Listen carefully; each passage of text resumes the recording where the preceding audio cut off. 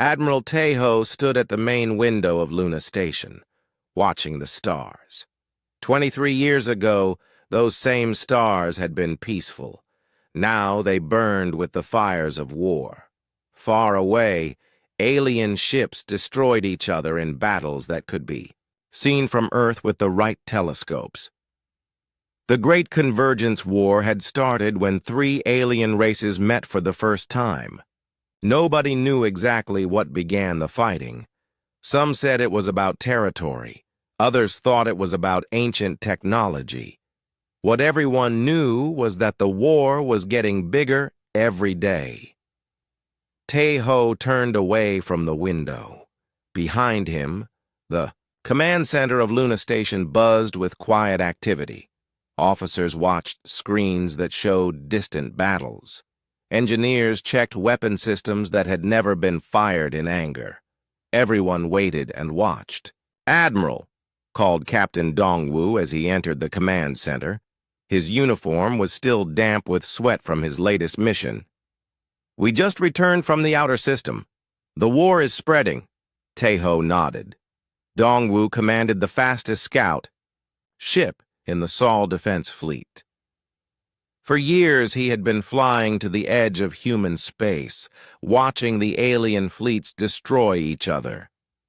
It was dangerous work, but someone had to keep Earth informed. "What did you see this time?" Tejo asked. Dongwu pulled up a holographic display. Red dots showed the positions of alien fleets. There were hundreds of them, scattered across dozens of star systems. "The Corvan Empire just lost their main fleet at Alpha Centauri. The Nethys Collective is moving ships toward Proxima. And the Veil Ascendancy..." He paused. "They wiped out an entire planet yesterday." The room fell silent. Everyone knew about the three alien factions. The Corvan Empire was built for war. Their ships were massive, and their soldiers were trained from birth to fight. The Nethys Collective was stranger. They seemed to share one mind across billions of bodies. When one died, the others felt it. The Veil Ascendancy was the most mysterious. They believed technology was sacred and fought to collect ancient artifacts. "How many died?" asked Dr. So Jin, the chief engineer. She was young for such an important job, but her designs had kept Earth hidden for over 2 decades. "The entire population," Dongwu said quietly. 7 billion beings, gone in an hour." So Jin looked sick. She had designed the stealth systems that kept Earth invisible. Advanced field generators made human ships disappear from alien sensors. Quantum scramblers hid Earth's radio signals. Even the sun's light was carefully bent around human settlements. To the aliens, the Sol system looked empty. "This is why we stay hidden," Tejo said. "Earth has 8 billion people. We cannot fight 3 galactic empires. But we could help," said Captain Yuri from her station. She commanded the mining operations at Ceres in the asteroid belt. "We have technology they have never seen. Our ships are faster. Our weapons are more accurate." "And when they capture one of our ships," Tejo asked, "when they study our technology and track it back to Earth, what happens to 8 billion humans then?" Yuri had no answer. Everyone knew the Admiral was right. Earth's policy was simple. Stay hidden, stay safe. Let the aliens destroy each other. When the war ended, humanity would still be alive. But that policy was getting harder to follow. Every day, the war came closer to home. Alien refugees fled toward human space. Battle fleets chased each other through nearby star systems. Twice, damaged ships had passed through the outer edge of the Sol system. Both times, human ships had followed them quietly, making sure they left. "Admiral," called Lieutenant Boram from the communications station. "We are getting reports from the outer stations. Something big is happening." Tejo walked over to Boram's station. She was one of the best communications officers in the fleet. If she said something was happening, it was important. "Show me," Tae-ho said. Bo-ram's fingers flew over her controls. The main screen changed to show the edge of the Sol system. Automated sensors watched for any ships entering human space. For years, the screen had been mostly empty. Now it was full of red warning lights. "Incoming ships," Bo-ram said. "Multiple contacts. They are moving fast." "How many?" Tae-ho asked. "At least 50, maybe more. They will reach Pluto's orbit in 6 hours. Dongwu studied the sensor readings. "These energy signatures. I have seen them before. Corvin Empire ships. They are running from something." "Running from what?" Sojin asked. Her answer came a moment later. More warning lights appeared on the screen. Then more. Within minutes, the display showed over 200 incoming ships. "Nethys Collective," Dongwu said, reading the new signatures. "A full battle fleet. They are chasing the Corvin ships."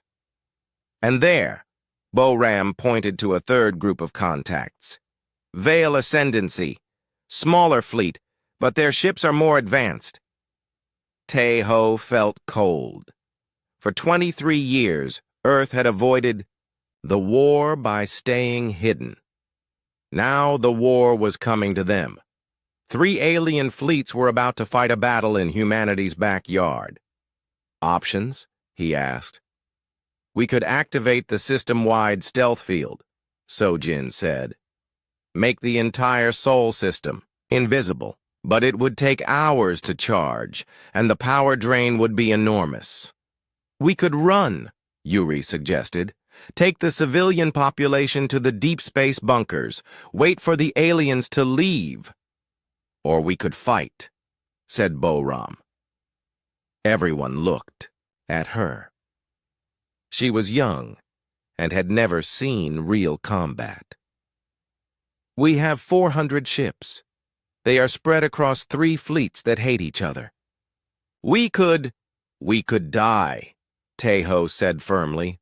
"All of us, and take Earth with us." The Admiral looked at the screen again. The alien fleets were getting closer. In a few hours, they would be inside the orbit of Neptune. If they fought each other here, the battle could damage human colonies. Debris could hit Earth. Worse, the aliens might detect human settlements. "Bring the fleet to high alert," Tae-ho ordered. "But keep the stealth systems active. We watch and wait. Maybe they will pass through without noticing us." "And if they do notice us?" Dongwu asked. Tae-ho did not answer. They all knew what would happen then. Earth's long peace would end. Humanity would be dragged into a war that had already killed billions. The Admiral returned to the window. Outside, he could see Earth hanging in space like a blue jewel. Peaceful, beautiful, unaware that 3 alien war fleets were racing toward it. For 23 years, Earth had stayed out of the Galactic War.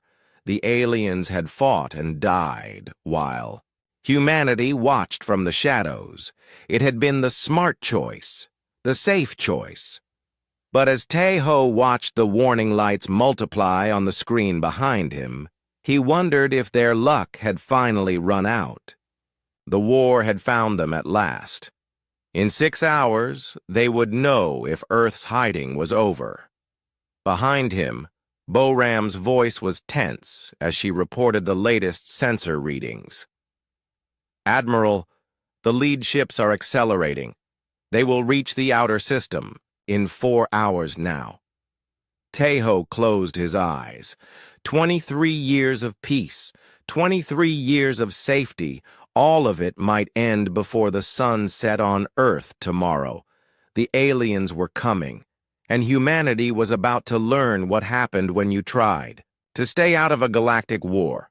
Commander Yuri was checking the morning reports at Ceres Station when the sky exploded.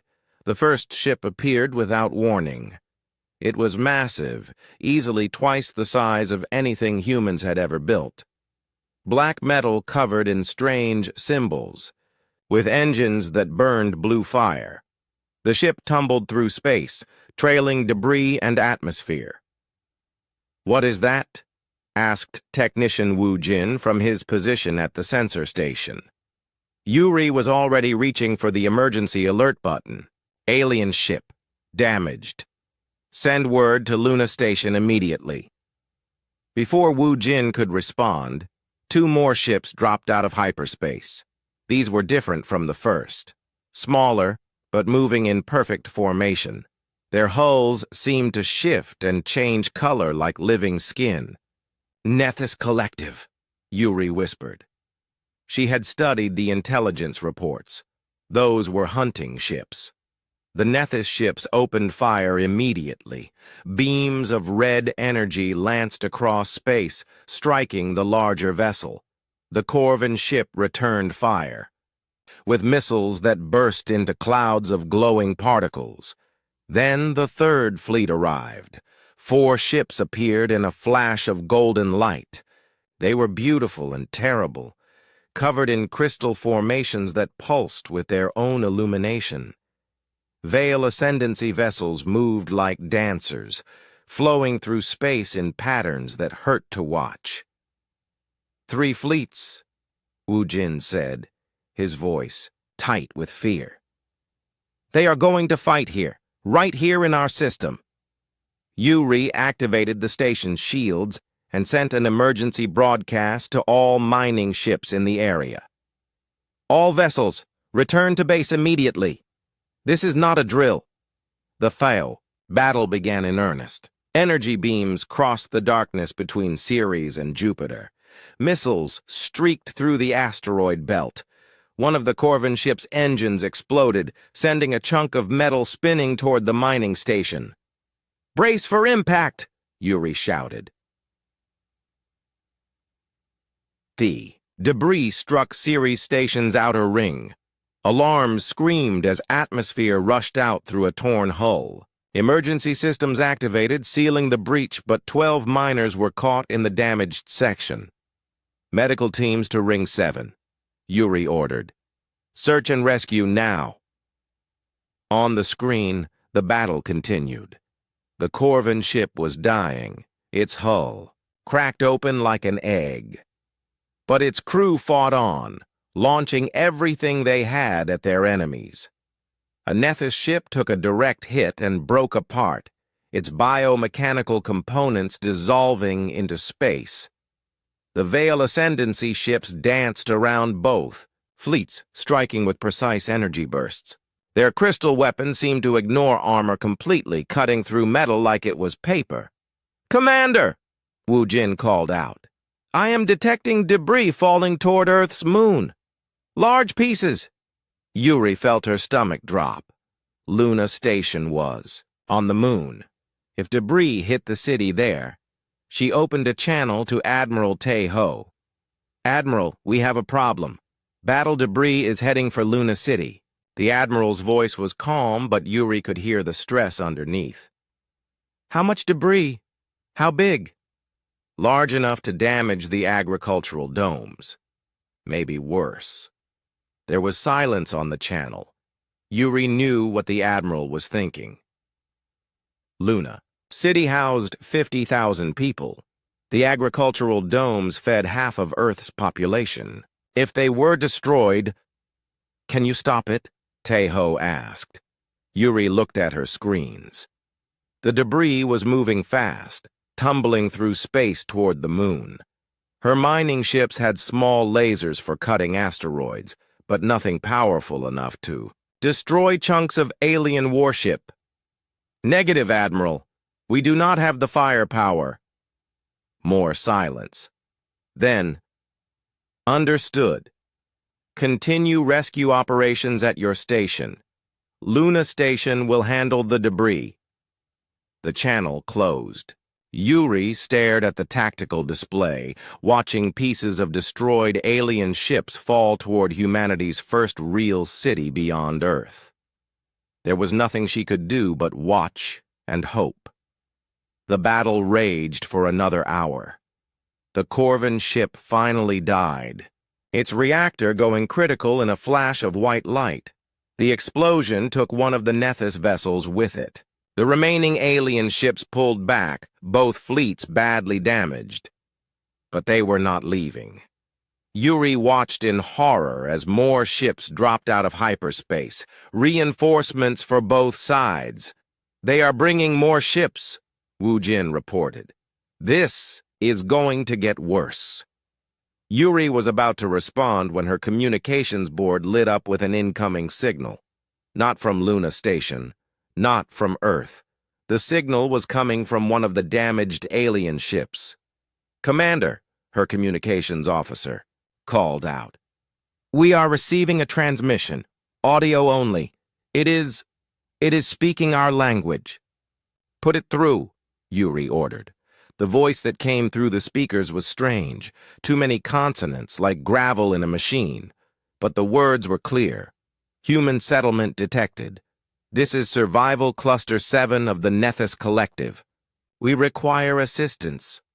Our bioship is dying. Please respond." Everyone on the bridge stared at the speakers. The aliens knew they were there. After 23 years of hiding, humanity had been discovered. "Should I respond?" the communications officer asked. Yuri hesitated. This was not her decision to make, but people were dying out there, alien or not. And if the Nethys knew about humans, maybe they could help each other. "Open a channel," she said. "This is Commander Yuri of Ceres Station. We hear your signal. What kind of assistance do you need?" "Medical aid," the alien voice replied immediately. "Our bioship has taken critical damage. We have wounded. We can offer technological exchange for help." Before Yuri could respond, another voice cut into the channel. This one was different, cleaner, with perfect pronunciation. "Attention unknown species. This is Crystal Singer Vel Ara of the Veil Ascendancy. Do not aid the collective. They are destroyers of sacred knowledge. Help us instead, and we will share the gifts of the architects." A third voice joined the conversation. This one was harsh, military. "Human animals. This is War Leader Korth of the Corvan Empire. You will surrender all vessels immediately or be destroyed. Your system is now under Imperial occupation." Yuri looked around her bridge. Her crew stared back at her with wide eyes. In the space of 5 minutes, they had gone from hidden observers to the center of galactic attention. Her communications board showed more incoming signals. The aliens were scanning everything now. Earth, the moon, Mars, the asteroid belt. Humanity's secret was out. "Commander," Wu Jin said quietly, "what do we do?" Before Yuri could answer, a new voice came through. The speakers. This one she recognized. "All alien vessels, this is Admiral Teho of the Sol Defense Fleet. You have entered human space without permission and caused damage to our facilities. You have exactly 10 minutes to withdraw beyond the orbit of Pluto, or you will be removed. By force." The alien voices fell silent. Then the Corvan war leader laughed. "Sol Defense Fleet? How many ships do you animals have? 5? 10? We have 200 vessels in this system alone." "You are welcome to count them," Admiral Teho replied calmly. "In 9 minutes and 30 seconds. Yuri smiled despite the situation. She had served under Teho for 8 years. She knew that tone. The Admiral had just made a decision that would change everything. On her screens, she could see space beginning to shimmer around the alien fleets. The stealth fields were dropping. Humanity was about to reveal itself to the galaxy, and from the confidence in Teho's voice, they were about to do it in style. The timer on her screen showed 8 minutes remaining. Around the asteroid belt, Space itself began to bend and twist, as hundreds of hidden human ships prepared to decloak. First contact was not going the way anyone had planned. The space around the alien fleets began to ripple like water. Captain Minho gripped the controls of his fighter as reality twisted around him. One moment, there was empty space. The next moment, 400 human ships appeared from nowhere. "Holy stars," whispered his wingman, Lieutenant Haywan. "Look at their faces." Minho glanced at his scanner display, which showed the alien ships frozen in surprise. For 23 years, they had thought this system was empty. Now they found themselves surrounded by a fleet that had appeared like ghosts. Admiral Tejo's voice came through the communication system, calm and clear. "Alien vessels, you now see the Sol Defense Fleet.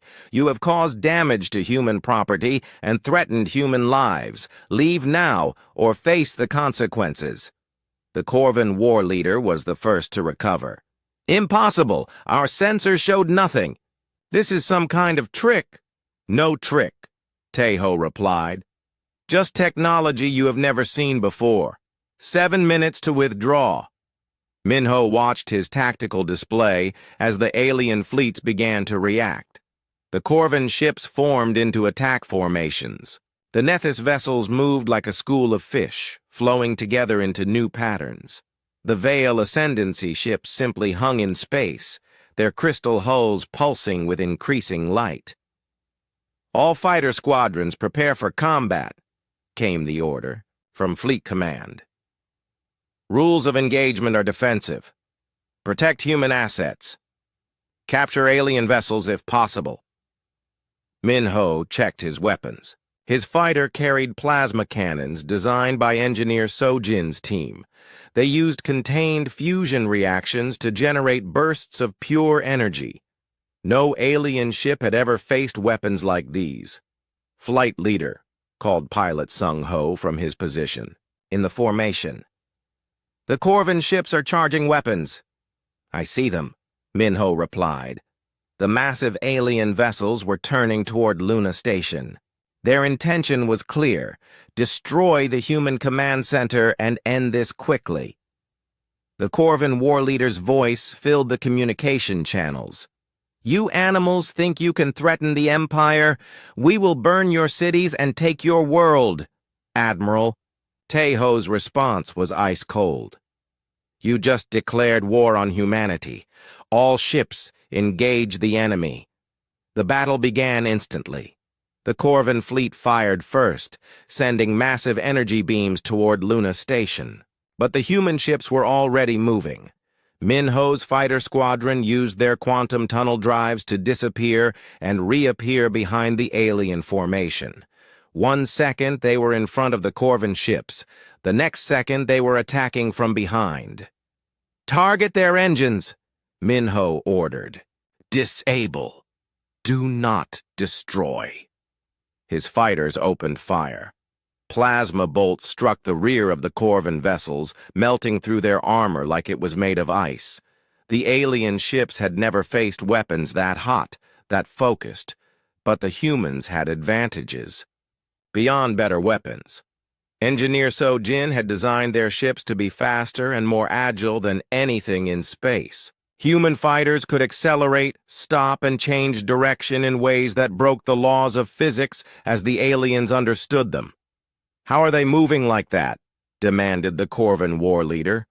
"Those maneuvers are impossible," Captain Dongwu's voice came through on the command frequency. "Admiral, we have successfully disabled 3 Corvan vessels. Their crews are alive, but their ships are powerless." "Excellent," Tejo replied. "Continue the operation. Minho, status on the Nethys. Fleet?" Minho checked his displays. The Nethys ships were trying a different approach. Instead of fighting directly, they were attempting to surround the human fleet and attack from all sides at once. "They are fast," Minho reported, "but not fast enough." He triggered his ship's special drive system. The fighter folded space around.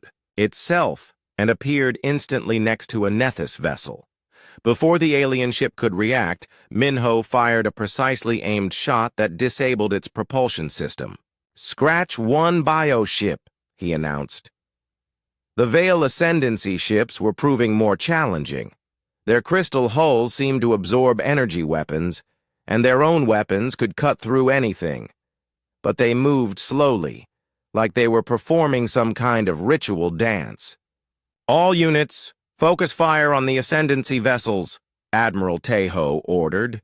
"Use kinetic weapons only. Energy attacks are ineffective." The human ships switched to physical projectiles. Railguns fired metal slugs at incredible speeds.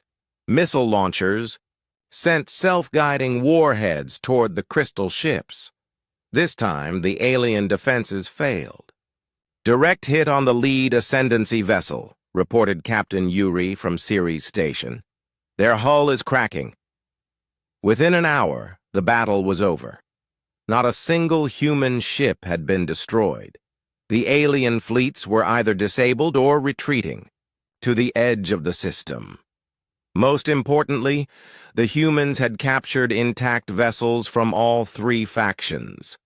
"All ships, stand down from combat alert," Admiral Tejo announced. "Recovery teams, begin salvage operations. Medical teams, prepare to treat alien wounded." Minho guided his fighter back toward Luna Station. Around him, human ships were already moving to help the damaged alien vessels. It was a strange sight. An hour ago, these aliens had been threatening to destroy humanity. Now human medics were working to save their lives.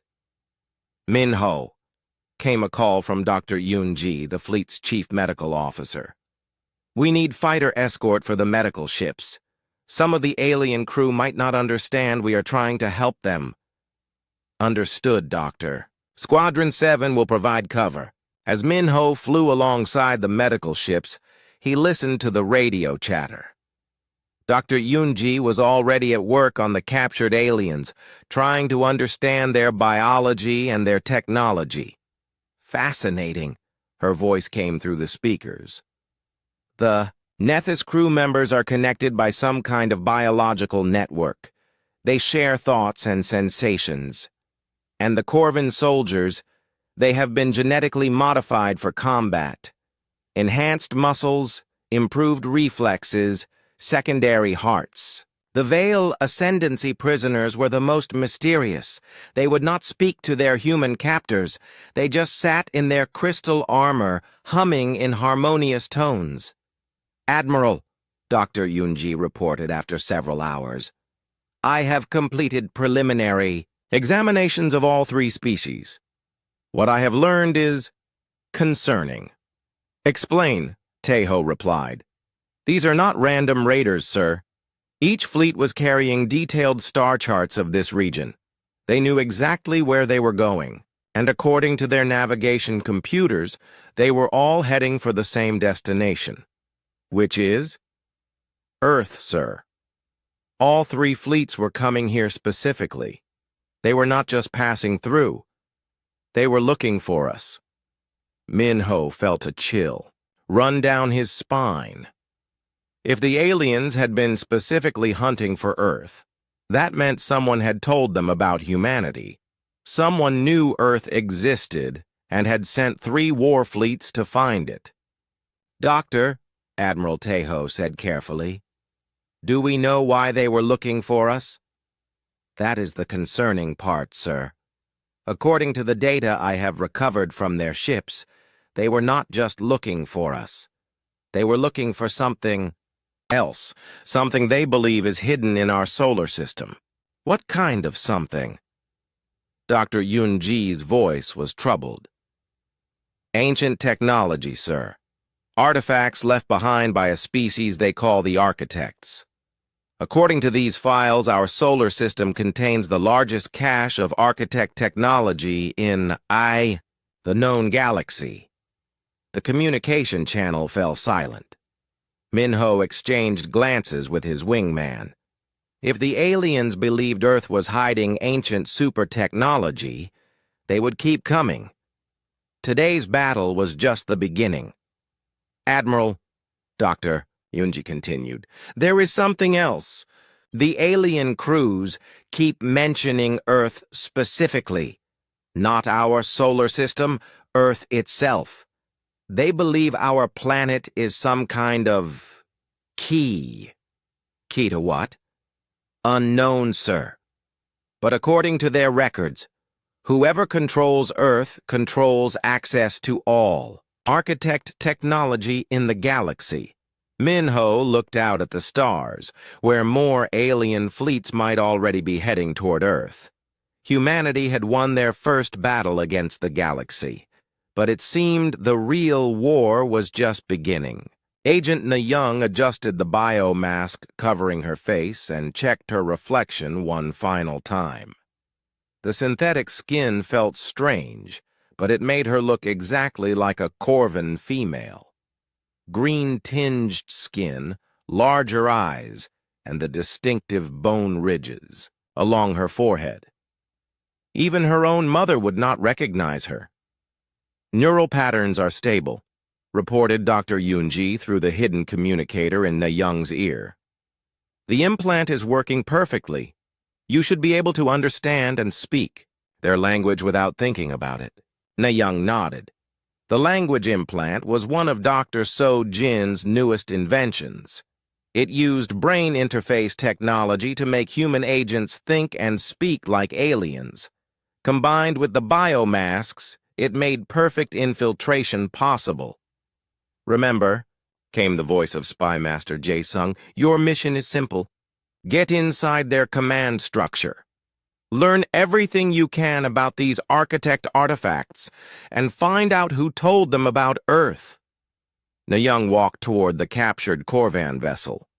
Human engineers had repaired it enough to fly, but they had also installed hidden monitoring systems throughout the ship. Soon she would take it back to Corvan space, pretending to be a survivor from the battle. Across the system, 2 other agents were preparing for similar missions. Sung-Ho was disguised as a Nethys drone, complete with the biological implants that connected him to their collective mind. The doctors had spent weeks developing a fake neural network that would fool their scanners. The most dangerous mission belonged to Agent Min Jung. She was disguised as a Veil Ascendancy crystal singer, wearing artificial crystal growths that mimicked their religious technology. If the Ascendancy discovered she was human, they would consider it the worst kind of sacrilege. All agents final check, Jae-sung said through the secure channel. Na-Young, you are Kesh-Ara, a weapons officer who was knocked unconscious during the battle.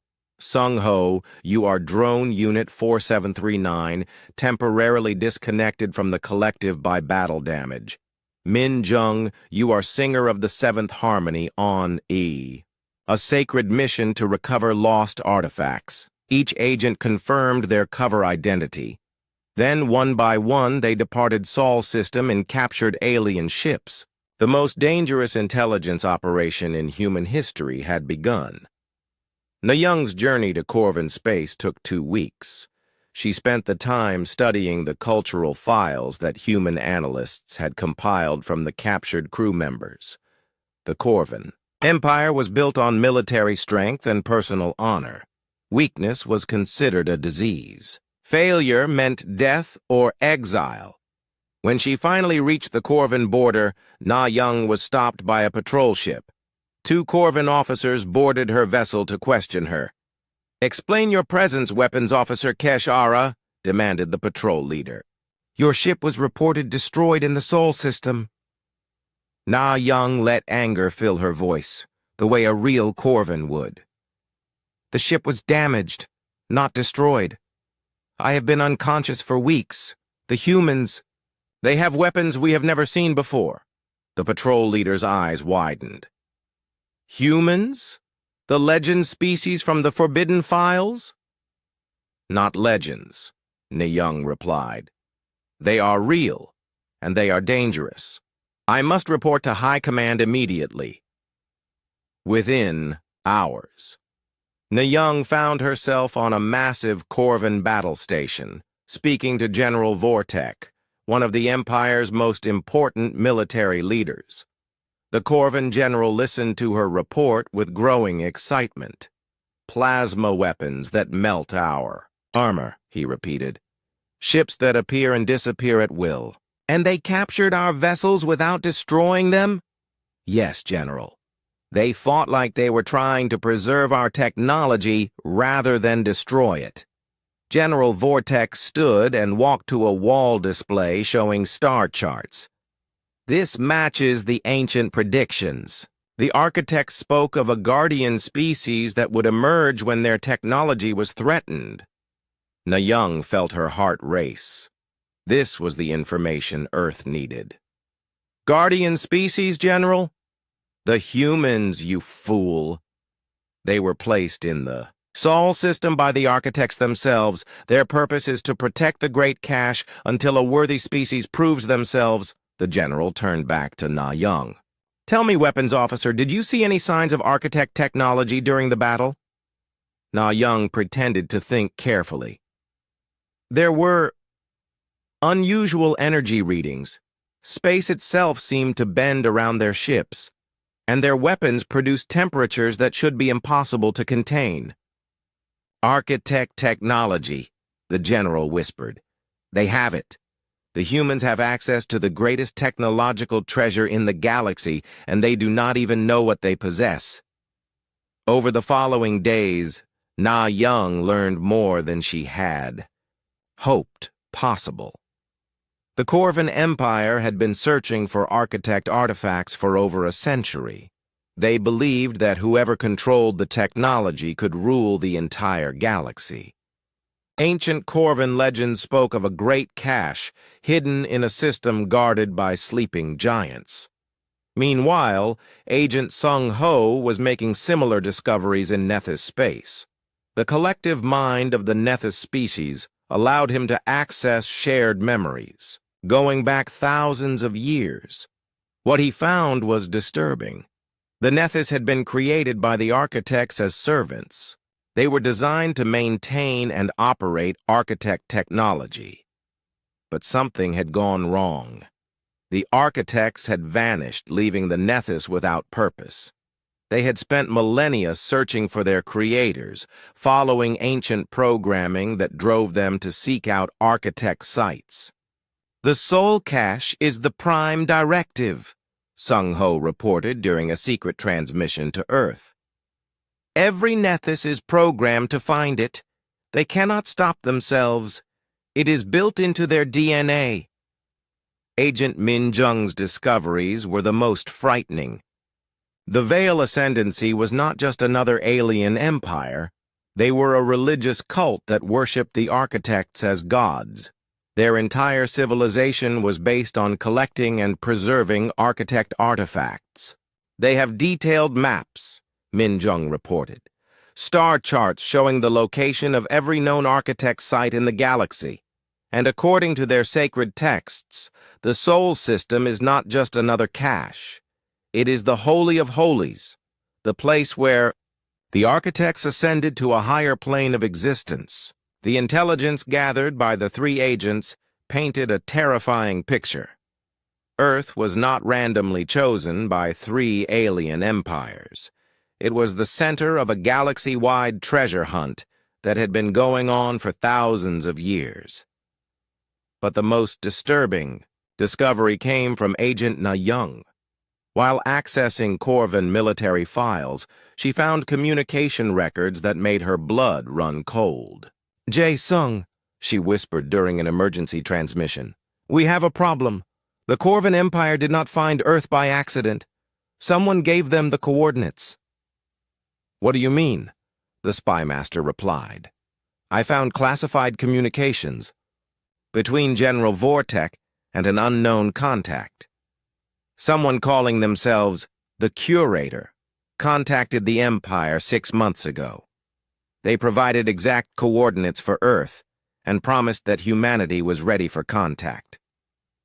Jae-sung was silent for a long moment. Someone wanted the aliens to find us? Why? Unknown. But according to these files, the curator contacted all three factions: the Corvin Empire, the Nethys Collective, and the Vale Ascendancy. They told each group that Earth contained architect technology and that the humans were finally ready to inherit their legacy. It was a setup, Jae-sung realized.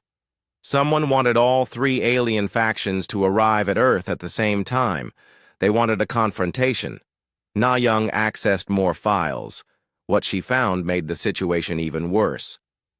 Jae-sung, the curator, is still in contact with Alien Command.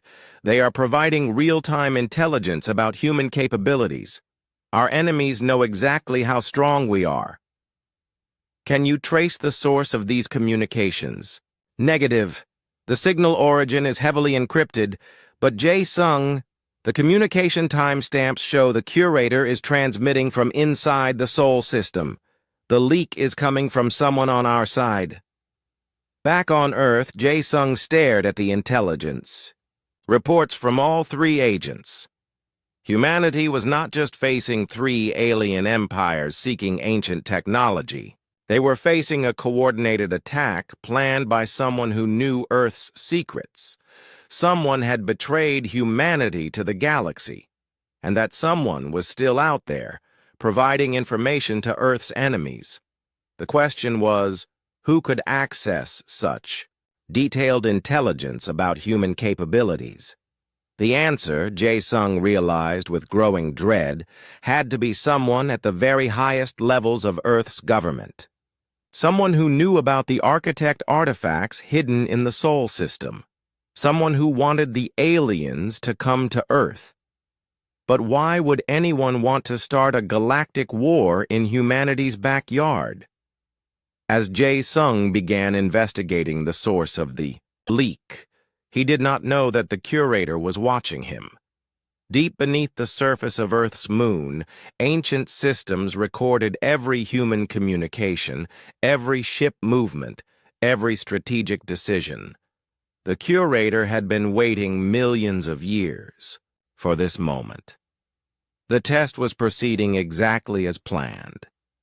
Dr. Hae-won had been staring at the same data for 6 hours, and it still made no sense. As head of Earth's xenoarchaeology department, she had spent years studying the artifacts recovered from alien ships, but the readings from the deep core, samples taken from Earth's moon, were impossible. "Run the analysis again," she told her assistant, Dr. Woo-jin. "There has to be an error." Woo-jin entered the commands and waited as the computer processed the data. The results were the same as before. "No error, Doctor. The isotope ratios are definitely artificial. The moon's core contains materials that do not exist naturally anywhere in the galaxy." Hae-won rubbed her tired eyes. 3 weeks had passed since the battle with the alien fleets. Every day brought new discoveries about the technology hidden in Earth's solar system. But this discovery was the most disturbing yet. "Show me the geological timeline again," she said. The main screen displayed a cross-section of the moon. Colors indicated different layers of rock and metal formed over billions of years. But at the very center there was something that should not exist. "The core structure is approximately 4 billion years old," Woo-jin explained. "But the materials it contains were manufactured, specifically designed and placed there." Placed by whom? According to the molecular analysis, the same species that created the artifacts we recovered from the alien ships, the architects. Hae-won felt a chill run down her spine.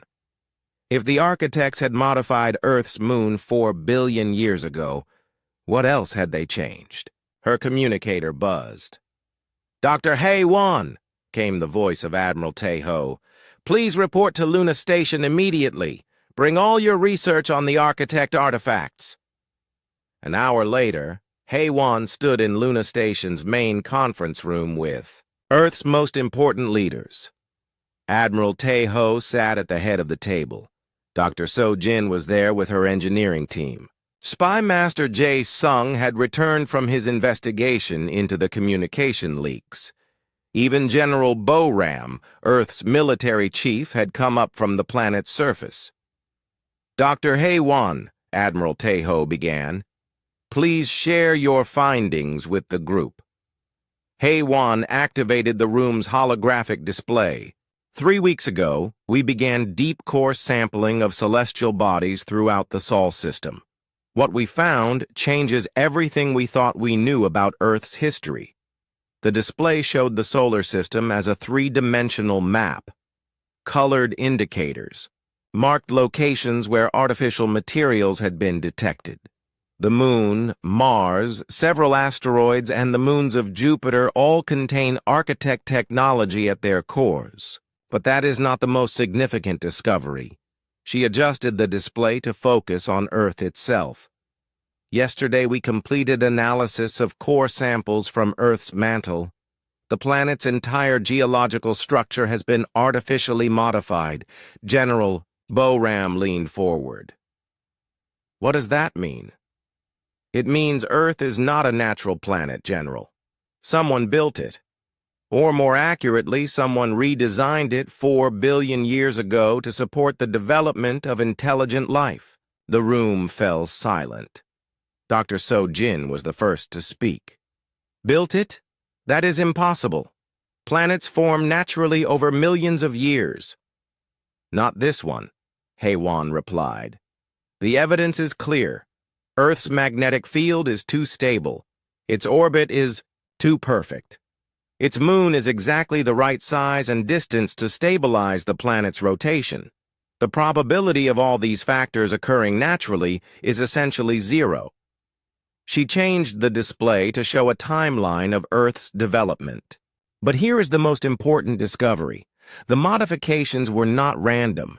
They were specifically designed to encourage the evolution of a technological species. Us. Admiral Tae-ho said quietly. Yes, sir. Humanity did not evolve by chance. We were cultivated. The architects wanted an intelligent species to develop in this system, and they modified the entire solar system to make it happen. Jae-sung pulled out a data tablet. This matches the intelligence our agents have gathered. The alien factions all believe Earth is special. They call it the Guardian World, or the Sacred System. According to their records, the architects created guardian species on dozens of worlds throughout the galaxy. Created? Dr. So-jin asked. You mean other species like us? Yes and no, Jae-sung replied. The aliens have found evidence of at least 40 worlds that were modified by the architects. But in every case, the guardian species failed. They either destroyed themselves or were destroyed by outside forces. HFY nodded. That explains why the Sol system contains so much architect technology. We are the backup plan. If the other guardian species failed, humanity was meant to inherit the architect legacy. General Bo-ram looked uncomfortable. Inherit what, exactly? What did these architects want us to do? The answer came from an unexpected source. Dr. Woo Jin, who had been quietly analyzing data on his portable computer, suddenly looked up with wide eyes. Dr. HFY, he said urgently, I just finished analyzing the quantum resonance patterns from the lunar core samples. There is something active down there, something that has been waiting. Waiting for what? For us to find it. The technology is responding to human genetic markers. It is specifically calibrated to activate only when touched by human DNA. Admiral Tae-ho stood up. Are you saying there is active architect technology inside the moon? Technology that only responds to humans? Yes, sir. And according to these readings, it has been trying to communicate. The signals are very weak, but they match the linguistic patterns we have seen in architect writing. HFY felt her heart racing. If there was an active architect system in the moon, it might have answers to all their questions, but it might also be dangerous. "What kind of signals?" she asked. Wu Jin looked nervous. "Mostly mathematical sequences, but there are some that appear to be words. The same phrase repeated over and over." "What phrase?" "The test begins. Choose wisely. The galaxy depends on your decision." The room erupted in discussion. Everyone spoke at once, asking questions and making suggestions, but Admiral Tae-ho raised his hand for silence. "Dr. HFY," he said calmly, "how do we access this architect system?" "Physical contact with the lunar core would be extremely dangerous. We would need to drill down nearly 2,000 kilometers through solid rock. But there might be another way." She adjusted the holographic display to show Luna Station itself. The station was built directly above one of the strongest signal sources. If my calculations are correct, we should be able to establish contact from here. "Contact how?" General Boram asked. "Human touch," Wu Jin replied. "The technology is designed to activate when a human being makes physical contact with architect materials. We have small samples in the research lab. If someone were to touch them—" "I will do it," Admiral Tae-ho said immediately. "Sir," Dr. Sojin protested, "we have no idea what will happen. The technology could be dangerous." "Everything is dangerous now," Tae-ho replied. "We have 3 alien empires planning to invade our system. We have a mysterious curator feeding information to our enemies. And according to Dr. HFY, we are sitting on technology that could change the balance of power in the galaxy." He looked around the room. "If the architects left us a message, we need to hear it, whatever the risk." An hour later, the group stood in Luna Station's xenoarchaeology lab. Dr. HFY had prepared a small sample of the artificial material found in the lunar core. It looked like ordinary metal, but sensors detected complex quantum structures within its molecular matrix. "Remember," HFY said, "we have no idea what will happen when you touch this.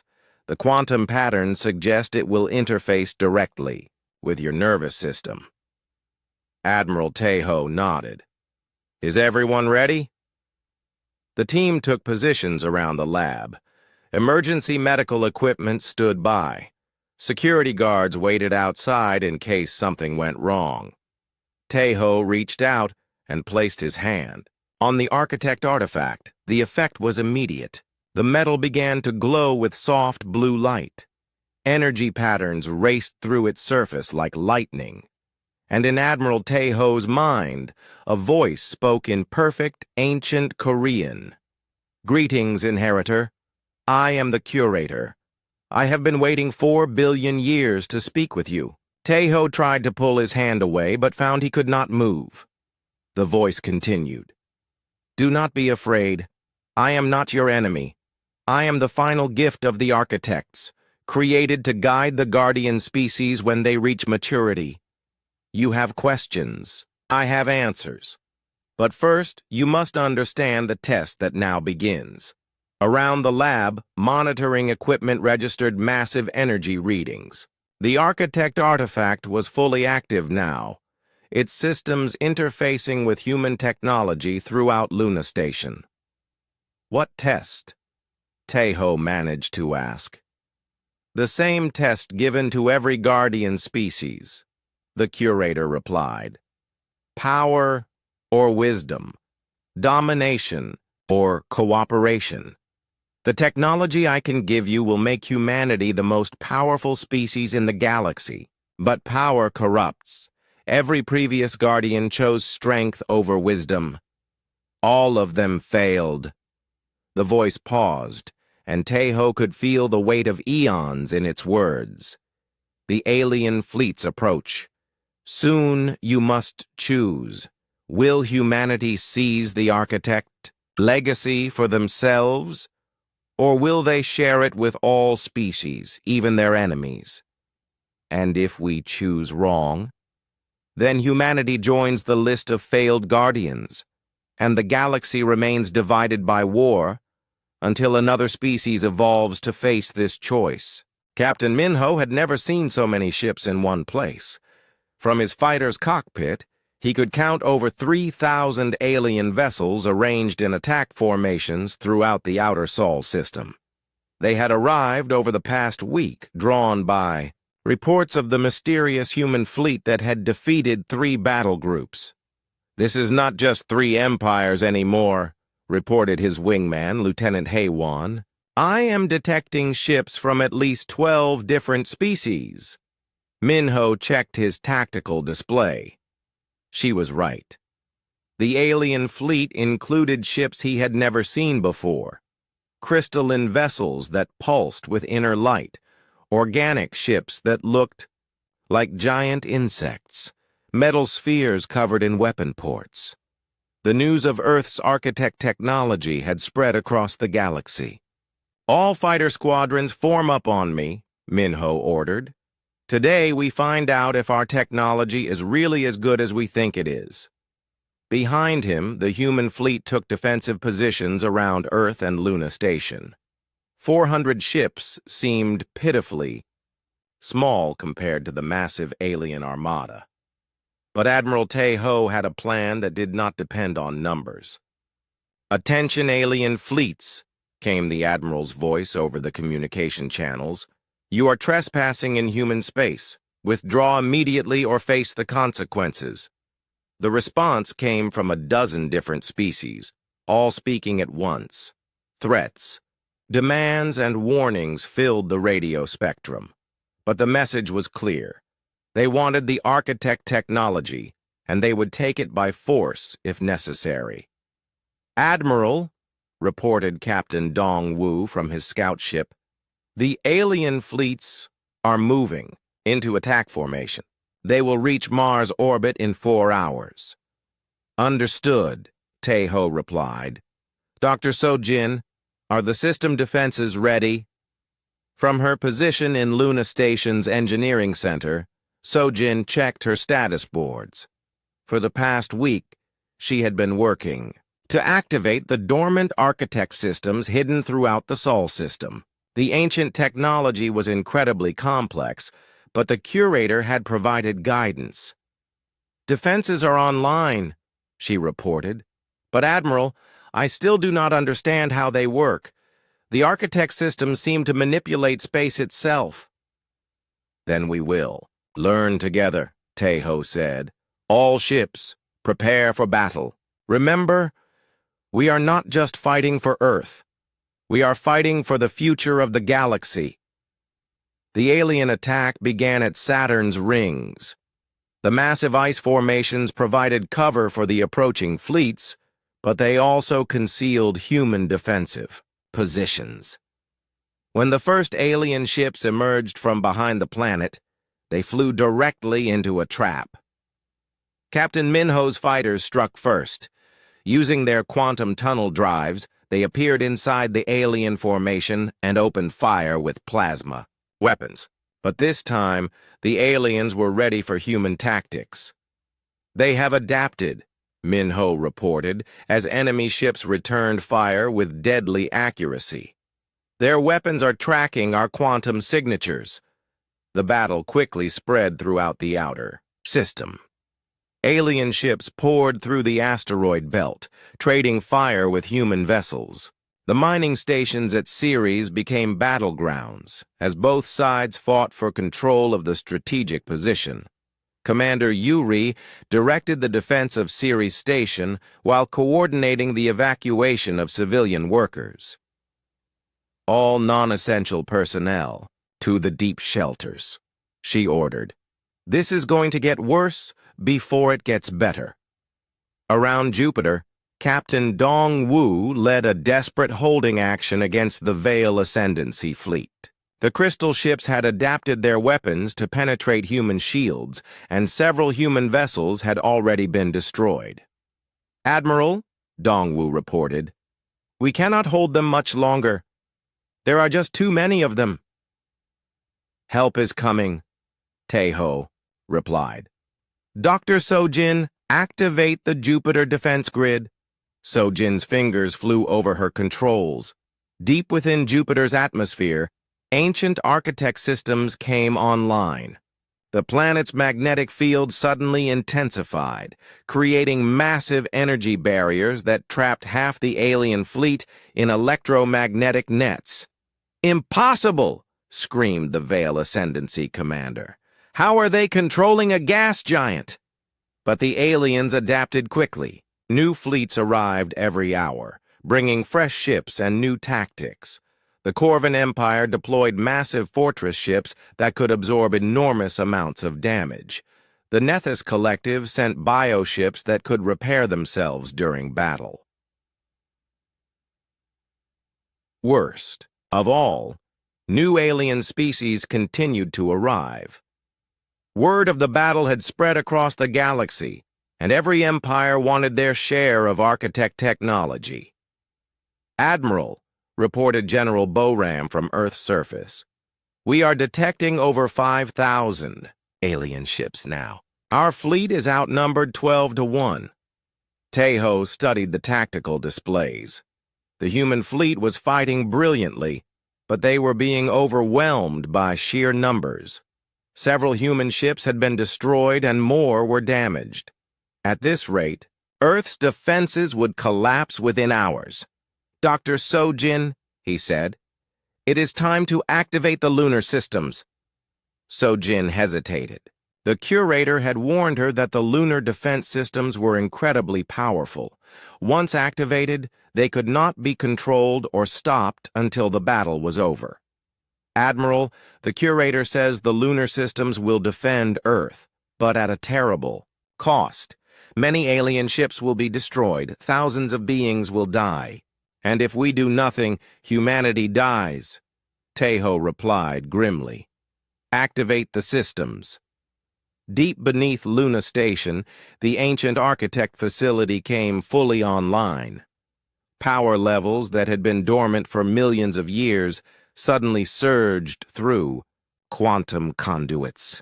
The moon itself began to glow with barely contained energy. "All human ships, retreat to minimum safe distance," Taeho ordered. "Now!"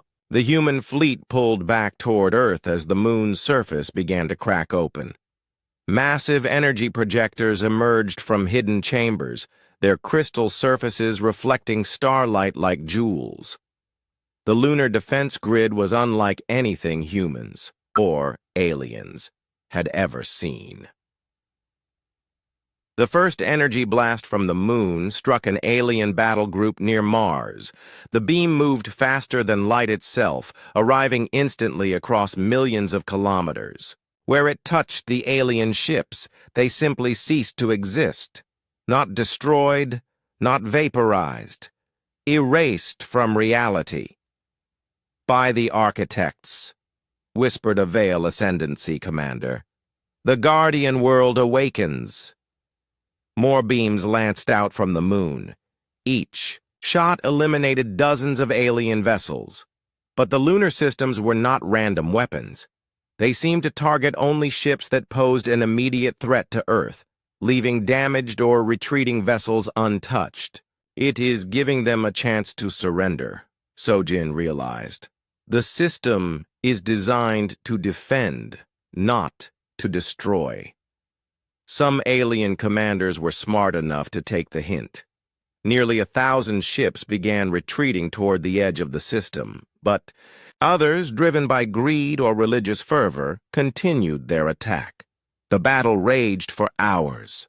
The lunar defenses eliminated entire battle groups, but more aliens kept coming. It seemed like every warship in the galaxy was converging on the Sol system. "Admiral," reported Captain Minho, "I am detecting something new, a massive fleet approaching from the galactic core. These ships are different from anything we have seen." On the tactical display, a new group of contacts appeared. These ships were enormous, each one the size of a small moon. They moved in perfect formation, and their energy signatures were off the charts. "Incoming transmission," reported the communications officer. "They are identifying themselves as the Architect Remnant Fleet." Admiral Tae-ho felt his blood run, cold. The Architects were supposed to be extinct, vanished millions of years ago. If they were returning now, during the battle for Earth, it could only mean one thing. The test was about to enter its final phase. "All ships, defensive positions," Tae-ho ordered. "Dr. So-jin, contact the curator immediately. We need to know what we are facing." As the massive Architect ships approached the battle zone, both human and alien fleets found themselves united by a single emotion: terror. Whatever was coming was beyond anything they were prepared to face. The real test was about to begin. Admiral Tae-ho stood in the Architect chamber deep beneath Luna Station, his hand pressed against the glowing interface. Around him, holographic displays showed the massive Architect ships entering the Sol system. Each vessel was the size of a city, their hulls covered in crystalline structures that pulsed with ancient power. "Curator," Tae-ho said urgently, "explain what we are seeing. Are those real Architect ships?" The voice in his mind was calm, but Tae-ho could sense deep sadness behind the words. "They are not ships, Admiral. They are testing mechanisms, automated systems I created to enforce the final examination." Final examination? "Every Guardian species faces this moment," the curator explained. "When they prove capable of defending their world, they must choose how to use the power I can give them. The testing mechanisms ensure the choice is final." On the displays, the alien fleets were pulling back from the approaching Architect vessels. Even the most aggressive commanders recognized the danger of these ancient war machines. "What choice?" Tae-ho demanded. "What are you asking us to decide?" The curator's voice filled his mind with images. Tae-ho saw visions of other worlds, other species that had faced this same test, a proud warrior race that had chosen to use Architect technology to conquer the galaxy, a brilliant scientific civilization that had tried to hoard the knowledge for themselves, a religious society that had declared themselves chosen by the Architects to rule over other species. All of them failed, the curator said. "Power corrupts. Every Guardian species chose strength over wisdom. They used my gifts to dominate others, and in doing so, they lost the right to inherit the Architect legacy." "What happened to them?" "The testing mechanisms destroyed them. I cannot allow Architect technology to be used for conquest. It was created to unite the galaxy, not divide it." Tae-ho felt cold dread in his stomach. "And humanity? What is our choice?" "The same choice offered to every Guardian. I can give you complete access to Architect technology. Your species will become the most powerful in the galaxy. You can defend Earth against any threat and expand humanity's influence to every star system." The offer was tempting. With Architect technology, humans could end the Galactic War by force. They could protect Earth forever and ensure humanity's survival. But Tae-ho remembered the visions of failed civilizations.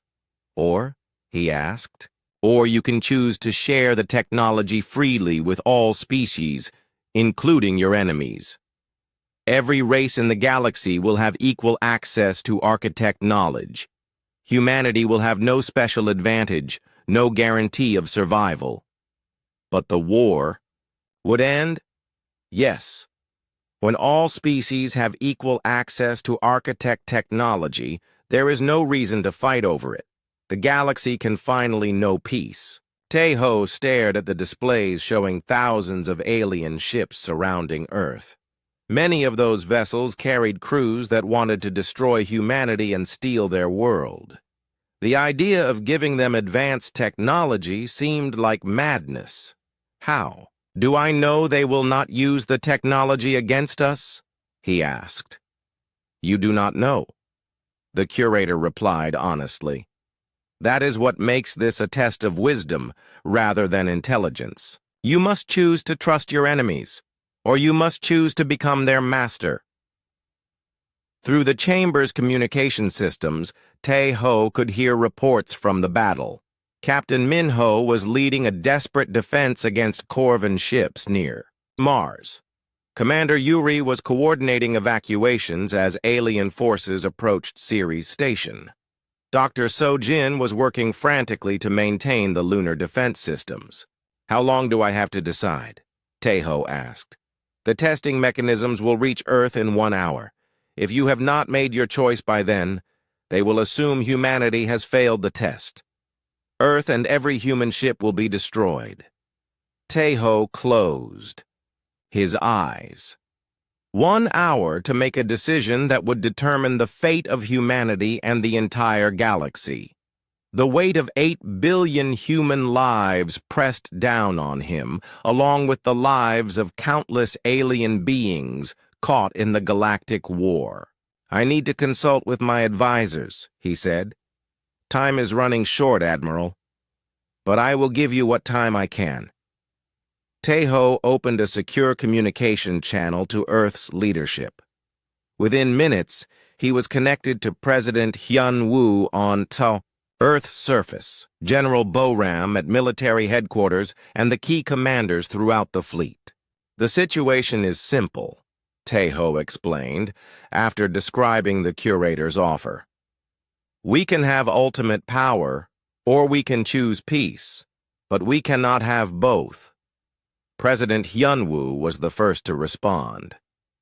Admiral, my duty is to protect humanity. How can I choose to give our enemies the same weapons we have? Because keeping those weapons means becoming the kind of species that uses them, Tae-ho replied. The curator has shown me what happens to races that choose power over wisdom. They become destroyers. General Bo-ram's voice was grim. And choosing peace means trusting species that are trying to kill us right now. How do we know they will not betray that trust? We do not know, Tae-ho admitted. That is what makes it a test. Dr. So-jin joined the conversation from her engineering station. Admiral, I have been studying the architect technology. It is not just weapons and ships. It includes medical advances, environmental restoration, and faster-than-light communication. If we share it with everyone, the entire galaxy could benefit. Or every species could use it to build better weapons, General Bo-ram pointed out. Captain Min-ho's voice came through the static of battle. Admiral, whatever you decide, decide quickly. The alien fleets are regrouping. If those architect ships do not stop them, we will be overrun. Tae-ho looked at the countdown timer on his display. 30 minutes remaining. Around him, the architect chamber hummed with power as ancient systems prepared for his decision. Curator, he said, show me exactly what happens if I choose power. The visions that filled his mind were terrifying. He saw human fleets armed with architect weapons conquering alien worlds. He saw Earth becoming the center of a new empire built on fear and domination. He saw humanity becoming exactly what they had fought against. And if I choose peace? These visions were different. Alien and human ships working together to explore the galaxy. Scientists from dozens of species collaborating to solve ancient mysteries.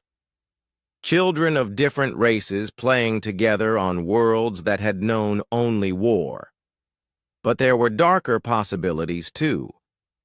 Some species might use the technology for evil. Some conflicts might continue despite equal access to advanced science. Peace was not guaranteed, only possible. "The choice is yours, Admiral," the curator said. "But remember, every previous Guardian chose power. Everyone believed they could use it wisely. All of them were wrong. Tae-ho made his decision. Open a channel to all ships, human and alien," he ordered. When the communication systems connected him to thousands of vessels throughout the Sol system, Tae-ho spoke in a clear, calm voice. "This is Admiral Tae-ho of the Sol Defense Fleet. I speak for all humanity. We have been offered the choice to keep the architect technology for ourselves, to use it to defend Earth and expand human influence. We choose instead to share it freely with every species in the galaxy." The communication channels erupted with shocked voices. Alien commanders demanded explanations. Human officers protested the decision. But Tae-ho continued. "The architect technology belongs to all sentient beings, not just to those strong enough to seize it. We choose cooperation over domination. We choose trust over fear. We choose peace over power." He turned to the curator interface. "I make this choice for all humanity. Share the architect legacy with every species equally." The ancient AI's voice was warm with approval. "You have chosen wisely, Admiral. Humanity has passed the test. Throughout the Sol system, the massive architect testing mechanisms began to transform. Their weapon systems powered down and new systems activated. Streams of data flowed from the ancient ships to every vessel in the battle zone, human and alien alike. Captain Minho watched in amazement as his fighters' systems suddenly upgraded themselves. New propulsion systems, advanced weapons, improved life support. But his alien opponents were receiving the same upgrades. "Admiral," he reported, "the technology is being shared equally with everyone. Human and alien ships now have identical capabilities." For a moment, the battle paused as every commander tried to understand what had happened. Then, slowly, weapons powered down. Ships stopped firing. The largest space battle in galactic history ended not with victory or defeat, but with sudden, universal equality. The test was over. Humanity had chosen wisdom over power. And for the first time in galactic history, a guardian species had passed. 6 months after the Battle of Sol, Admiral Tae-ho stood in the main assembly hall of New Geneva Station, the first truly interspecies facility ever built. Around him, delegates from over 40 different worlds took their seats for the founding session of the Galactic Council. The station itself was a marvel of combined technology. Human engineering expertise merged with Corvan metallurgy, Nethys biological systems, and Veil ascendancy crystal matrices. The result was a structure that no single species could have built alone. "The session will come to order," Tae-ho announced in his new role as the first galactic ambassador. The architect translation systems automatically converted his words into hundreds of languages and communication methods. At the main table sat the former enemies who had once tried to destroy Earth. War leader Korth of the Corvan Empire, now calling himself General Korth, had traded his battle armor for diplomatic robes. Prime Node 6 of the Nethys Collective communicated through a biomechanical interface that allowed the collective mind to speak as one voice. Crystal singer Nalvera of the Veil Ascendancy wore ceremonial crystals that pulsed with peaceful light. 6 months ago we were at war, Tae-ho began. Today, we gather to establish a government that represents every sentient species in the galaxy. This is possible because one species chose to share power rather than hoard it. General Korth stood to speak. The massive Corvan warrior looked uncomfortable in the diplomatic setting, but his voice was respectful. The Corvan Empire owes a debt to humanity. We came to your system as conquerors. You responded by making us equals. This is wisdom we did not possess. Prime Node 6's synthetic voice carried the weight of billions of minds. The collective agrees. We were programmed to seek architect technology for ourselves alone. Humanity showed us a better purpose. We choose cooperation over competition. Crystal Singer Nalvera's response came through harmonic tones that the translation system converted to words. The ascendancy acknowledges the sacred wisdom of the human choice. The architects would be pleased that their children have learned to share their gifts. Dr. Sojin, now serving as Director of Galactic Technology Development, presented the first major initiative of the new council. The Architect Heritage Project will establish research stations in every star system.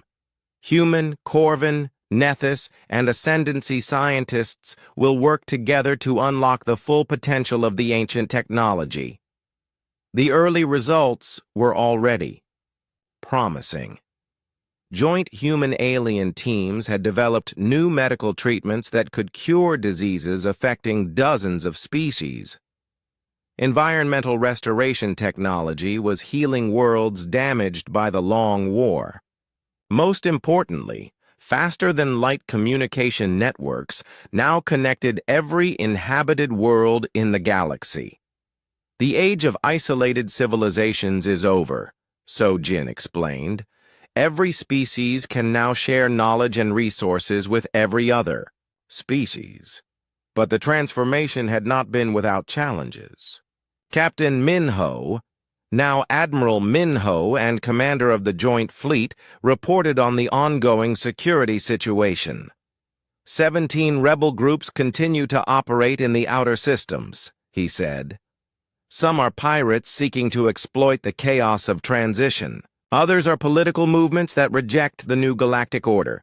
We have also detected signs of a species calling themselves the Void Seekers, who claim the architects were thieves who stole their technology. General Boram, Earth's representative to the Council's military committee, nodded grimly. The Joint Fleet has contained most of the rebel activity, but the Void Seekers are a serious concern. They have technology that predates even the architects. Despite these challenges, the progress was remarkable. Trade networks that had been destroyed by decades of war were being rebuilt. Refugee populations were being resettled on worlds capable of supporting their needs. Former battle fleets were being converted into exploration vessels. Commander Yuri, now Director of Colonial Development, presented statistics that would have seemed impossible a year ago. Over 300 formerly hostile species have joined the Galactic Council. 12 new colony worlds have been established using joint settlement programs, and we have confirmed peaceful contact with 6 previously unknown civilizations. The most significant achievement was the end of the resource conflicts that had fueled the Galactic War. With architect technology, any species could transform barren worlds into gardens. Energy was unlimited. Raw materials could be synthesized from basic elements. The scarcity that had driven centuries of conflict was now a memory. But our greatest achievement, Tejo said, is not technological. It is social. We have proven that species with different biology, different cultures, and different values can work together for common goals. As an example, he pointed to the education exchange program managed by Dr. Yunji. Children from dozens of worlds now attended integrated schools where they learned alongside beings who looked nothing like themselves. These children will grow up thinking cooperation between species is normal, Yunji reported. They will build relationships across racial and cultural lines that would have been impossible for previous generations. The session continued for Ours, as representatives, discussed treaties, trade agreements, and exploration missions. But the most important moment came when Captain Dongwu, now Admiral Dongwu, presented the Council with humanity's greatest gift to the galaxy. "The Deep Survey Fleet is ready to depart," he announced. 50 ships crewed by volunteers from every member species. Our mission is to explore beyond the galactic rim, searching for other guardian worlds and perhaps for the architects themselves. Fleet he commanded represented the best of interspecies cooperation. Human navigation systems guided Corvan exploration vessels. Nethys biological sensors worked alongside Veil Ascendancy quantum scanners. Each ship carried scientists, diplomats, and cultural specialists from multiple worlds. "We do not know what we will find out there," Dongwu continued. "But whatever it is, we will face it together." As the assembly session concluded, Taeho reflected on how much had changed.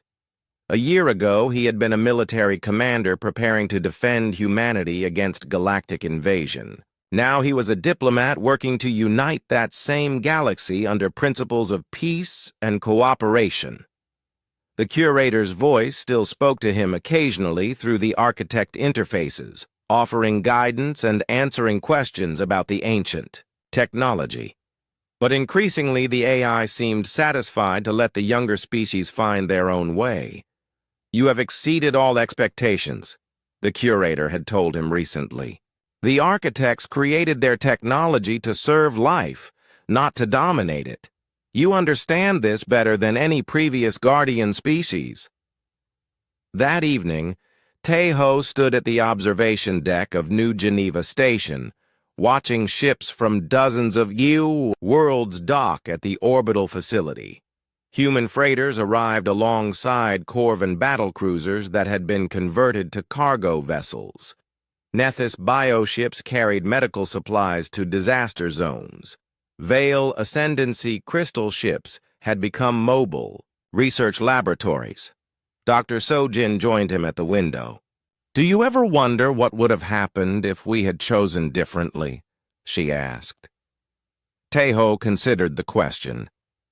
"The curator showed me visions of that future. Humanity ruling the galaxy through fear, other species enslaved or destroyed. It would have been a hollow victory. And this?" Sojin gestured toward the bustling station around them. "No guarantees, no control over what happens next? This is better," Taeho said firmly. "We chose to trust our enemies, and most of them chose to become our friends. Not all of them, but enough." Through the station's transparent walls, they could see Earth hanging in space like a blue jewel. The planet looked peaceful now, but Taeho knew it bustled with activity. Alien students attended universities in every major city, human and non-human. Scientists worked together in laboratories that were developing technologies the architects had never imagined. "The children adapt fastest," Sojin observed, watching a group of young beings from different species playing together in the station's recreation area. "My daughter speaks 4 alien languages now. She says her best friend is a young Nethys who wants to become an artist." Taeho smiled. "My son joined the Exploration Academy last month. His study group includes humans, Corvans, and 2 species we had never heard of before the war ended. They are planning to map uncharted star systems together." A soft chime indicated an incoming message. Taeho activated his personal communicator and saw the face of Agent Na Young, who now served as Earth's intelligence liaison to the Galactic Council. "Admiral," she reported, "we have received responses from the deep space exploration missions. Admiral Dongwu's fleet has made contact with 3 new civilizations in the Andromeda approach. All peaceful first contacts. And Admiral Minho's survey group has discovered something remarkable in the galactic core." "What kind of something?" Taeho asked. "A structure, sir. Artificial, definitely architect origin, but larger than anything we have seen before. Initial scans suggest it might be a gateway to other galaxies. Tejo felt a familiar excitement. Even with all they had accomplished, the universe still held mysteries waiting to be discovered. And now, for the first time in galactic history, those mysteries would be explored by united species working together. "Prepare a joint expedition," he ordered. "Representatives from every